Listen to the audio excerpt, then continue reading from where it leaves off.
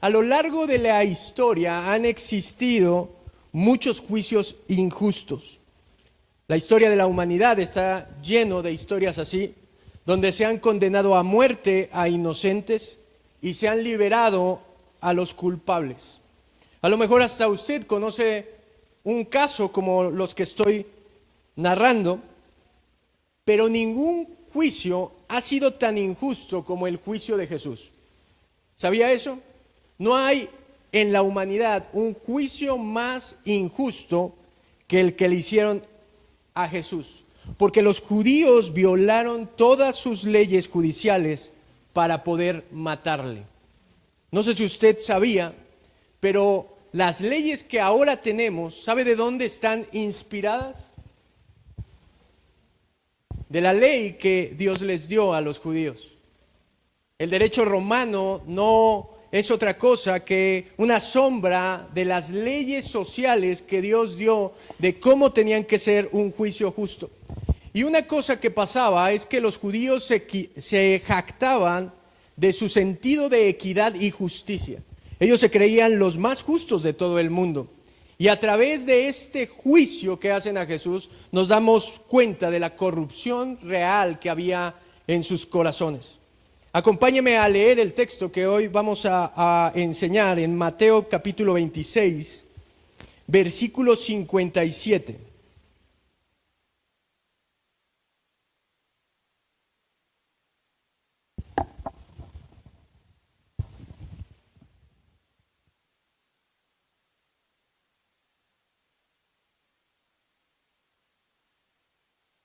Permítame leerlo, dice: los que prendieron a Jesús le llevaron al sumo sacerdote Caifás, a donde estaban reunidos los escribas y los ancianos.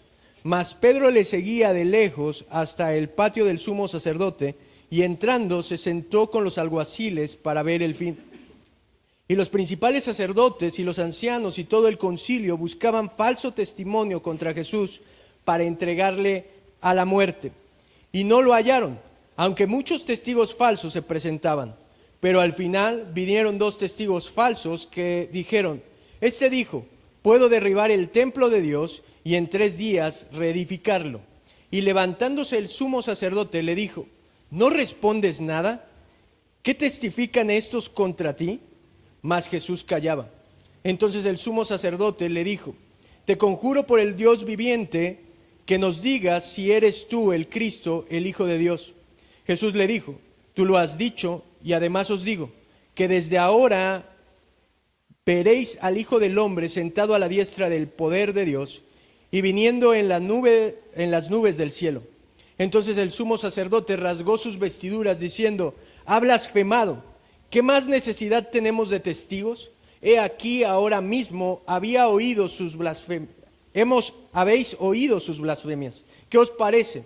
Y respondiendo ellos dijeron: es reo de muerte. Entonces le escupieron en el rostro y le dieron de puñetazos, y otros lo abofeteaban diciendo: profetízanos, Cristo, ¿quién es el que te golpeó?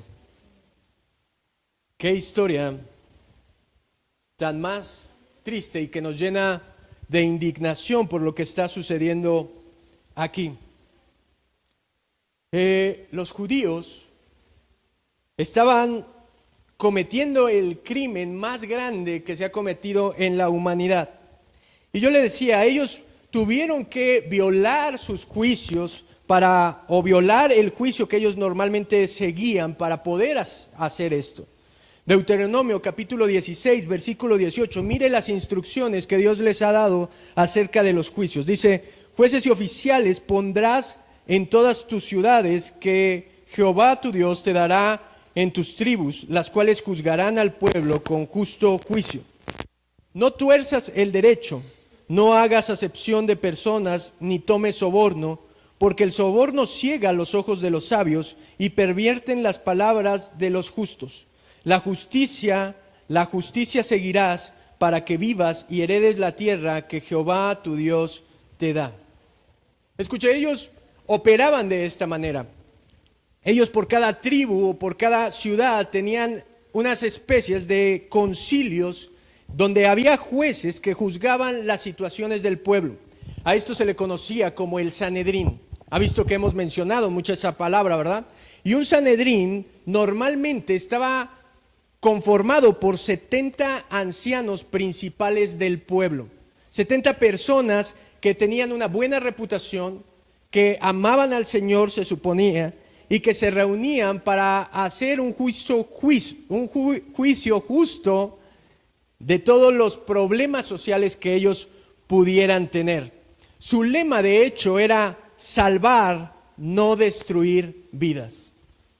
Y mire, si ya es trágico lo que pasó con Judas, de que aceptó un soborno para poder entregar a Jesús, esto es aún peor o igual de perverso. Los romanos habían dejado que los judíos pudieran legislar ciertas situaciones de la sociedad judía.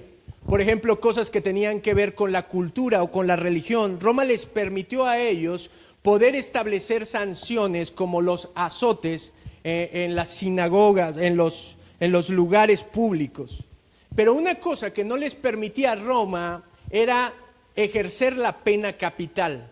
Eso solamente lo hacía el Imperio Romano. Ellos no podían matar a nadie, pero podían juzgar con algún castigo a alguien que violara una ley religiosa de ellos. Mire, Jesús tuvo 2 juicios principales. No sé si lo sabía. Tuvo 2 juicios Jesús. No 1, 2 juicios. Primero fue llevado con los judíos y después fue llevado con los romanos. El primero era un juicio religioso y el segundo, el romano, era un juicio secular. En esos 2 juicios tuvo 6 procedimientos judiciales, todos corruptos. Primero, en la medianoche fue llevado a Anás, después fue llevado a Caifás a su casa, convocó al Sanedrín para que pudieran juzgar la situación, después se volvieron a reunir en la mañana y una segunda reunión del Sanedrín dictó que él era alguien que merecía la muerte, y después fue llevado con Pilato, y después Pilato, al saber que él era Galileo, lo entregó a Herodes. 6 cosas o 6 filtros por los que pasó Jesús. Y en todos estos juicios hay 5 violaciones a la ley que hacen de este juicio un juicio injusto. Y eso es lo que quiero que hoy podamos ver a la luz de la palabra, 5 violaciones que se hizo en el juicio de Cristo. ¿Y a qué nos va a ayudar esto? A poder entender todo lo que Cristo pasó por nosotros. ¿Le gustaría saber eso? Mire, la primera violación en este juicio es que fue un juicio oculto. ¿Sabe que la ley que le acabo de leer, que es lo que son las directrices o los generales del juicio de los judíos, ellos tenían que llevar a cabo un juicio abierto, público, que todo el mundo supiera lo que estaba pasando, que todo el mundo pudiera testificar? Así como podía venir alguien a decir que se estaba cometiendo un crimen, así también alguien podía venir a decir eso no es verdad. Por eso el juicio tenía que ser abierto. Aunque ellos tenían los jueces, cualquiera podía presentarse con 2 o más testigos. ¿Y sabe cuál es la primera cosa donde ellos violan los derechos de Jesús? En que hacen un juicio totalmente oculto en la noche, no en la luz del día, sino en la noche, en casas particulares. Mire, por el Evangelio de Juan nosotros conocemos algunos datos. Vea Juan capítulo 18, versículo 12. Juan 18, 12. Dice, entonces la compañía de soldados, el tribuno y los alguaciles de los judíos prendieron a Jesús y le ataron. Esto está sucediendo a medianoche. Esto está sucediendo cuando ellos están en el Getsemaní saliendo y dice que los soldados los aprenden. Y miren, versículo 13.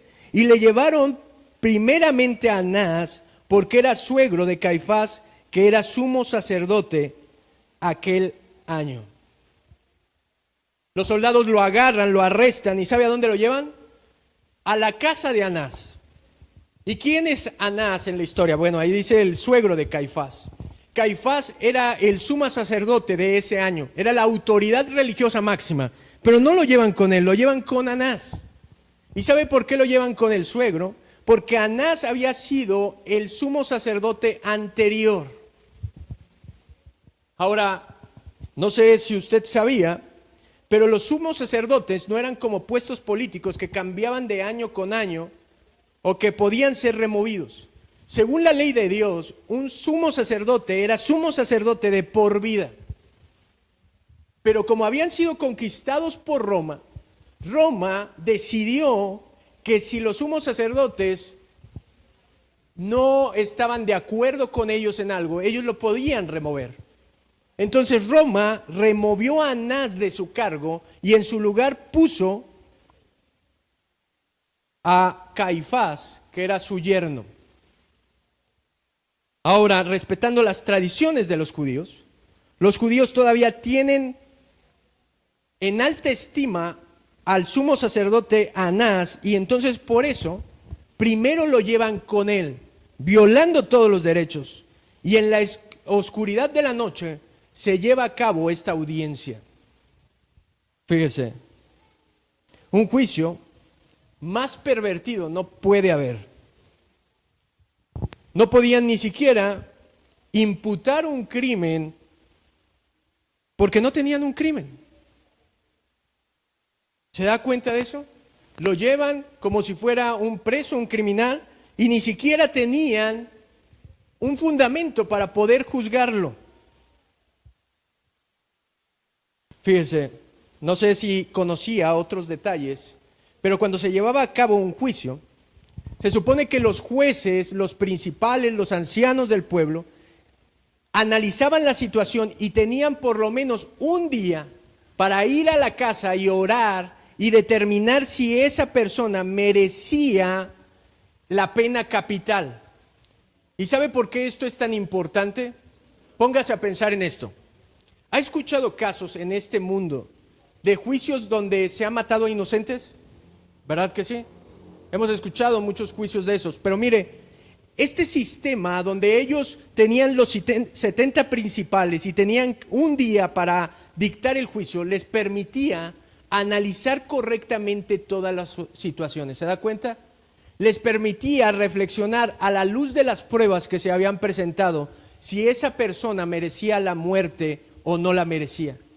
Ellos buscaban a Dios en la intimidad y le pedían que les diera sabiduría para poder dictar sentencia al acusado.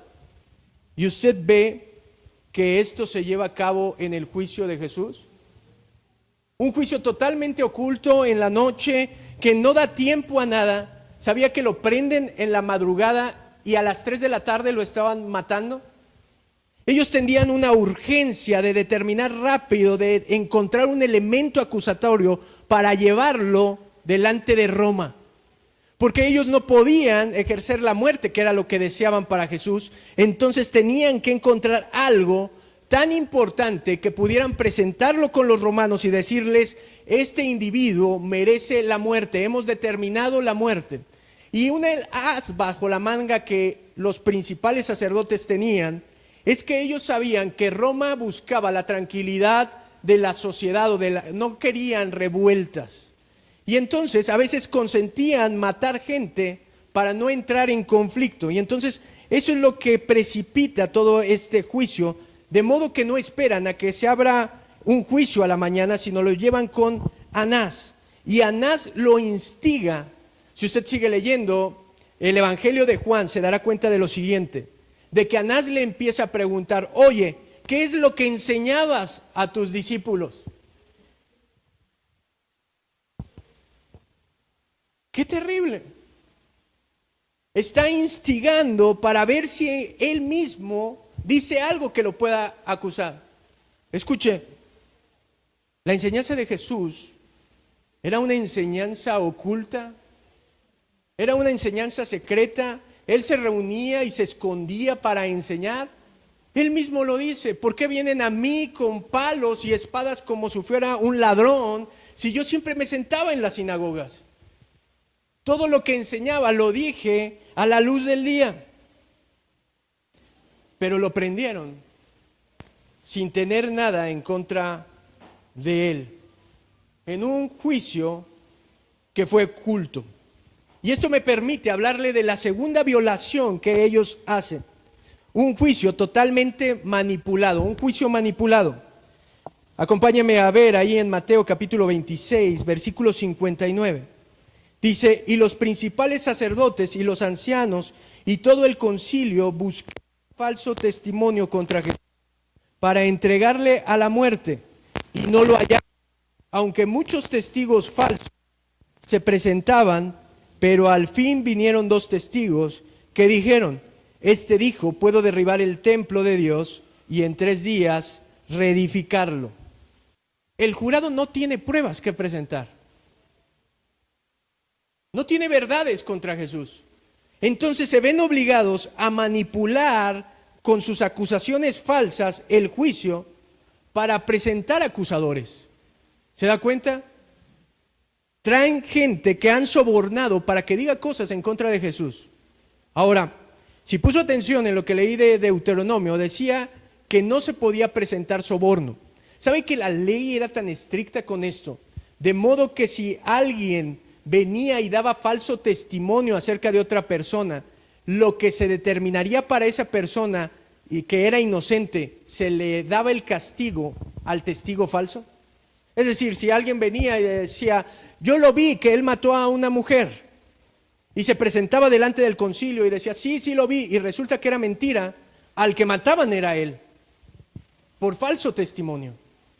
Y mire cómo aquí no les importa nada, no les importaba la ley de Dios. ¿Sabe que hay muchas personas así? Que dicen, no, sí, a mí me importa hacer lo justo delante de Dios, me importa la palabra de Dios, pero realmente no les importa nada. Lo único que les importa es llevar a cabo todo lo que su corazón desea. Y el deseo de estos hombres es matar a Jesús. Lo anhelaban con toda su fuerza, de modo que ellos fueron capaces de violar sus propias leyes, de manipular un juicio contra un hombre justo para llevar a cabo su plan.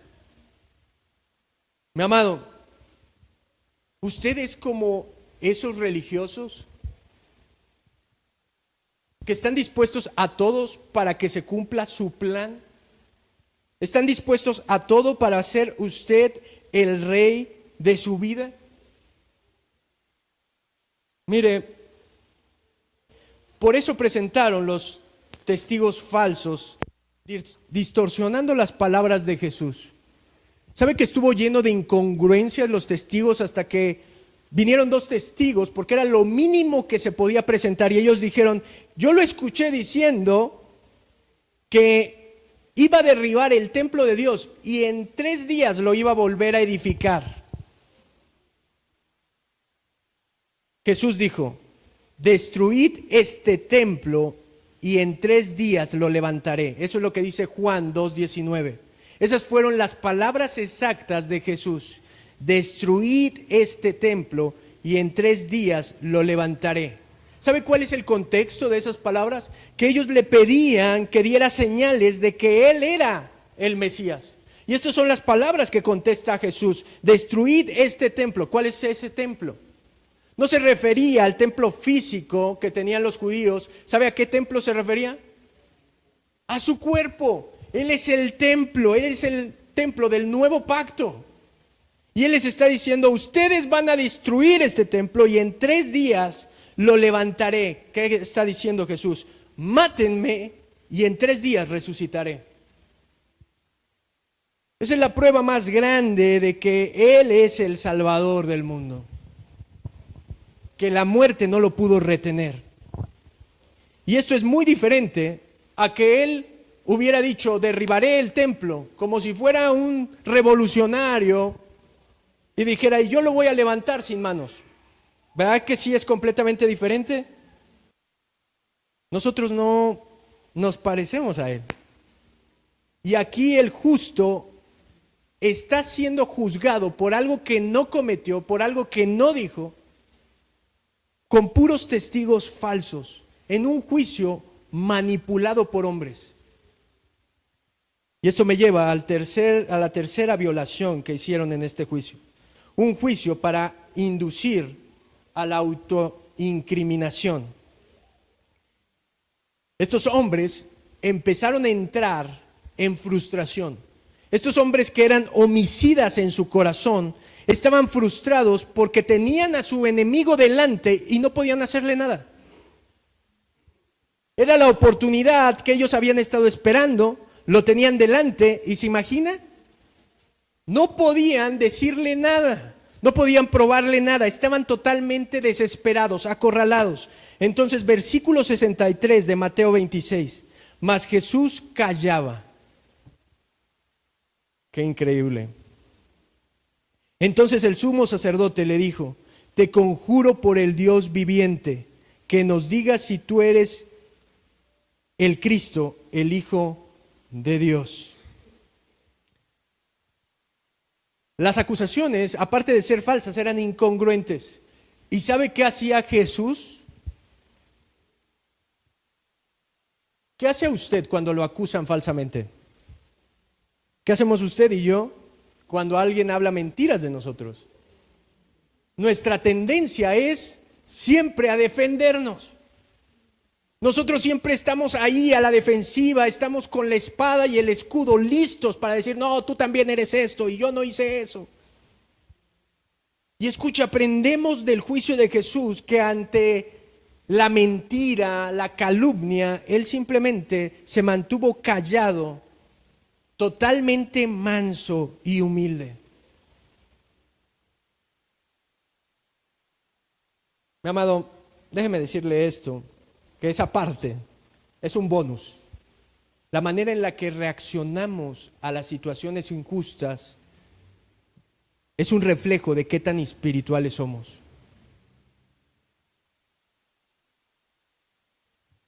El juicio de Jesús era una puesta en escena. Jesús sabía por qué estaba ahí. Los sumos sacerdotes sabían por qué lo tenían así. Pero mire, quiero leerle para que se sorprenda por qué Jesús no contestaba. Y es para que se cumpliera la profecía de Isaías, capítulo 53. Esto dice el versículo 7. Angustiado él y afligido, no abrió su boca, como cordero fue llevado al matadero, y como oveja delante de sus trasquiladores, enmudeció y no abrió su boca. Miles de años antes, o cientos de años antes más bien, esto fue profetizado acerca de Jesús, de que Él era el cordero que iba a ser llevado como matadero y que delante de sus trasquiladores, Él lo que iba a hacer, ¿sabe qué es? Enmudecer. Ni una palabra. Su silencio acentuaba la farsa de este juicio, la farsa de su religiosidad y de su justicia aparente. El silencio de Jesús lo que estaba haciendo era un mazo que martillaba sus conciencias, diciéndoles, son homicidas. Furioso, el sumo sacerdote, Caifás, empezó a acosar a Jesús. Y él dice, te juro por el Dios viviente. Fíjese a dónde lo lleva. Al juramento. ¿Sabe que nadie podía jurar en el nombre de Dios? Y él lo lleva a este punto. Dime, te juro por el Dios viviente. Júramelo por el Dios viviente. ¿Eres el Cristo o no eres el Cristo? Mi amado, se da cuenta de que a lo largo del ministerio de Jesús, ellos nunca se presentaron delante de Jesús para decirle, queremos aprender de ti. Queremos saber si eres el Cristo o no eres el Cristo. Sino en este juicio utilizan estas palabras porque Levítico 24:16 dice, el que blasfemare el nombre de Jehová ha de ser muerto. No era porque verdaderamente tuvieran la duda de si era el Mesías o no. Era porque ellos querían que él se autoincriminara, que él mismo cometiera algo por lo cual se culpara de algo para poder matarlo. ¿Lo ve? ¿Sabe que en el juicio de los judíos no podía existir la autoincriminación? ¿Sabe que eso estaba prohibido? Ni siquiera cuando alguien se presentaba y decía, sí, yo he matado a un hombre, no existía la autoincriminación. Ellos lo que tenían que hacer es, has matado a un hombre, ¿dónde está la familia de ellos? Y presentaban los testigos. Porque querían llevar un juicio justo y cabal. Y se da cuenta de que aquí están violando eso, porque el sumo sacerdote lo que intenta es autoincriminarlo. Y mire, Jesús no cometió ningún pecado. Sería blasfemia solo si fuera falso que Él era el Hijo de Dios. Pero no lo era.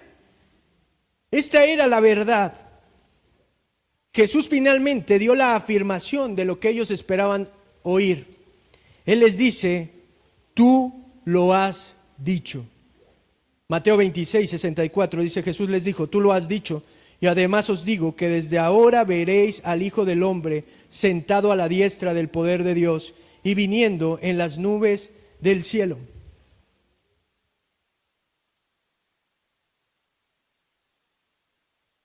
Los miembros del Sanedrín, sin saberlo, habían sellado su propia sentencia. No la sentencia de Jesús, la sentencia de ellos.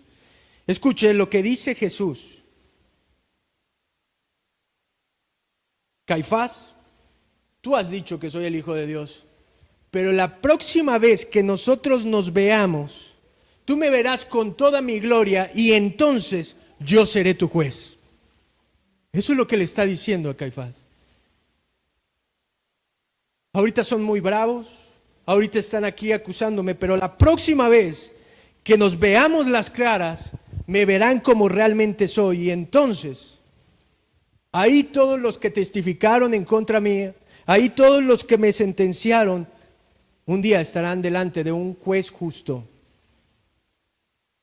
Mi amado, el acusado se convertiría en el acusador y el juzgado sería su juez. Por eso el sumo sacerdote rasga sus vestiduras ceremoniales. Y Levítico 21:10 dice que está prohibido para los sumos sacerdotes rasgar sus vestidos. Pero Caifás quería dramatizar el momento, quería hacerlo parecer como una ofensa tan grave.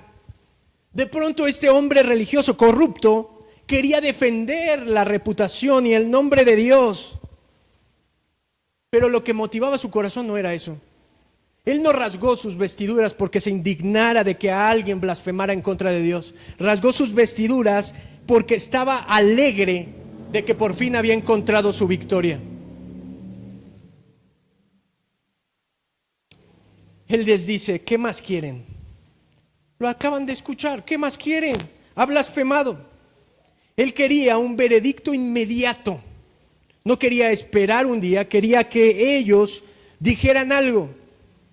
Y los jueces, su función era ir a orar, regresar y votar y después contar los votos. ¿Usted ve eso en el juicio de Jesús? El veredicto de culpabilidad y la sentencia de muerte no se basaron en una cuidadosa y meticulosa consideración de evidencias y de testimonios.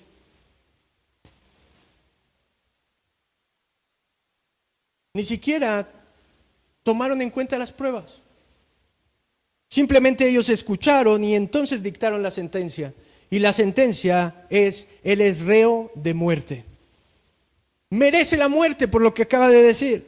No les importó nada, no les importó la justicia, la misericordia, no les importó su ley, no les importó su religión, solo cumplir su deseo. Y su deseo era, no queremos que este hombre reine sobre nosotros. Ese era el deseo de su corazón. Pero aquí es donde se cumple, mi estimado, lo que primera de Pedro 3:18 dice: el justo por los injustos, para llevarnos a Dios. ¿Sabe que ese versículo es esencial en el Evangelio? Mi amado, en este juicio injusto entendemos qué fue lo que Cristo hizo por nosotros. El justo se entregó por los injustos.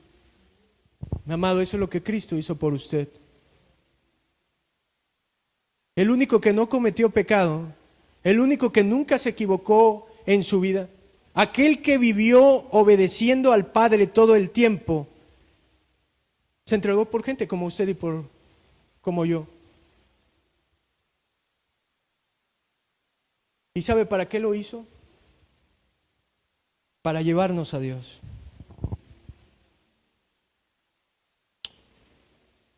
Eso nos lleva a lo más escalofriante de este juicio, que es la parte final. Vea el versículo 67. Dice: entonces le escupieron en el rostro y le dieron de puñetazos. Y otros le abofeteaban diciendo: profetiza Cristo, ¿quién es el que te golpeó? No conformes con condenar a un inocente, lo torturaron y se burlaron de él.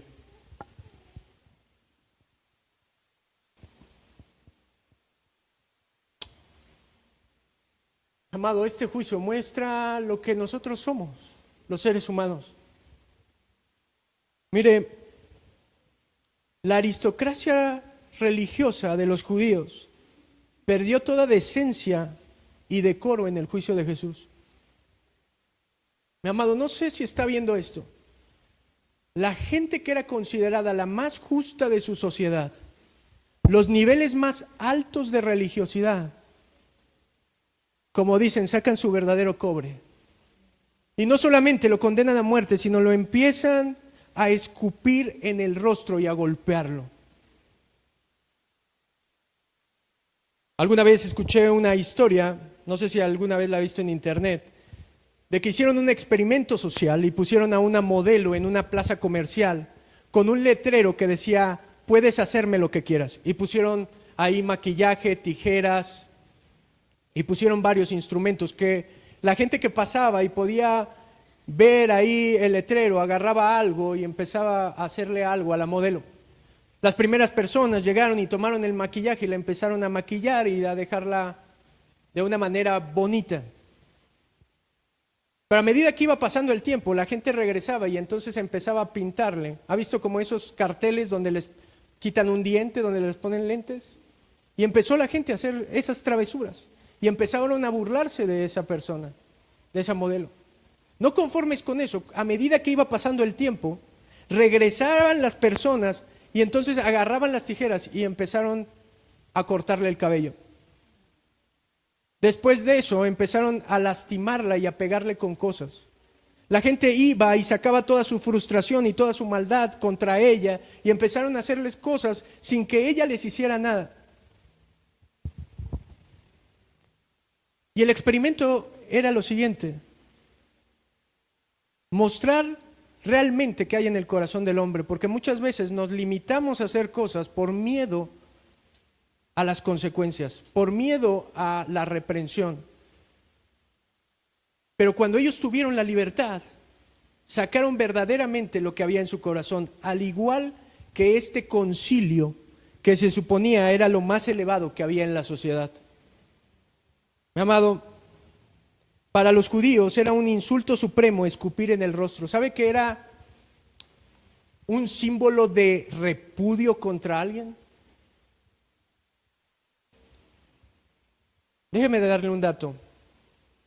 La tumba de Absalón, que está en el valle de Cedrón, por años, los judíos transeúntes que pasan por ahí escupen la tumba porque ellos quieren insultar a Absalón porque él fue el hijo que se levantó contra el mejor rey de Israel. En símbolo de desprecio hacen eso. Y estos hombres empiezan a escupir a Cristo.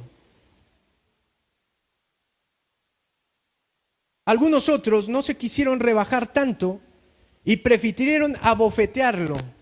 Algo no tan asqueroso, pero igualmente cruel. Prefirieron el maltrato en la cara. Pero yo le pregunto, ¿y los que le dieron puñetazos? Mi amado, ¿qué les había hecho este hombre?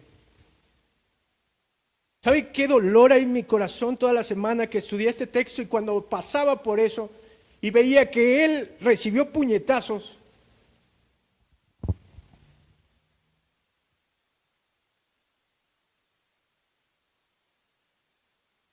Yo entiendo que alguien pueda tener algo en mi contra y me pueda dar un puñetazo. Pero es en serio que contra Cristo, ¿qué les hizo este hombre? ¿Humillarlos con su silencio? ¿Decirle al sumo sacerdote que lo volvería a ver?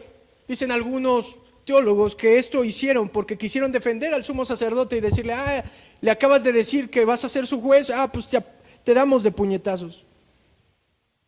No solamente eso, fueron burlones y sarcásticos.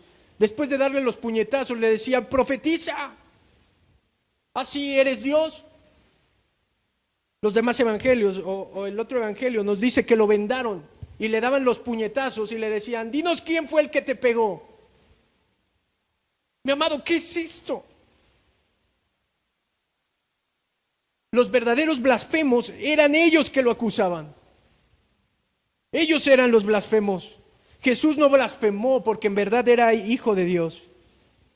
Pero ellos lo mataron, humillaron y maltrataron al Dios hombre. ¡Qué blasfemia más grande! Ellos se indignaron porque Jesús les dijo, ¿tú lo has dicho? Y ellos agarran y a Dios mismo le escupen a la cara. ¿Sabe cuánta gente hay escupiendo a la cara de Dios? ¿O queriendo escupir a la cara de Dios? ¿Sabe cuánta gente odia a Dios por lo que Él representa? Ni siquiera por lo que Él les ha hecho. Cuando se cansaron ellos, lo entregaron a los guardias del templo para que ellos siguieran azotándolo. Qué impotencia y rabia, no sé si usted la sienta, pero qué impotencia y rabia. Para mí estos hombres merecían que los ángeles vinieran y les cortaran la cabeza. Pero déjeme decirle esto, que es lo que quiero que se lleve a su casa toda la semana. De este juicio injusto dependía el destino de todos los que Él vino a salvar. Mi amado, esto tenía que pasar así. De este trato que indigna el corazón de nosotros como creyentes dependía nuestra vida. Quiero que lea Primera de Pedro, capítulo 2, versículo 23. Dice que quien cuando lo maldecía no respondía con maldición, cuando padecía no amenazaba, sino encomendaba la causa al que juzga justamente, quien llevó él mismo nuestros pecados en su cuerpo sobre el madero.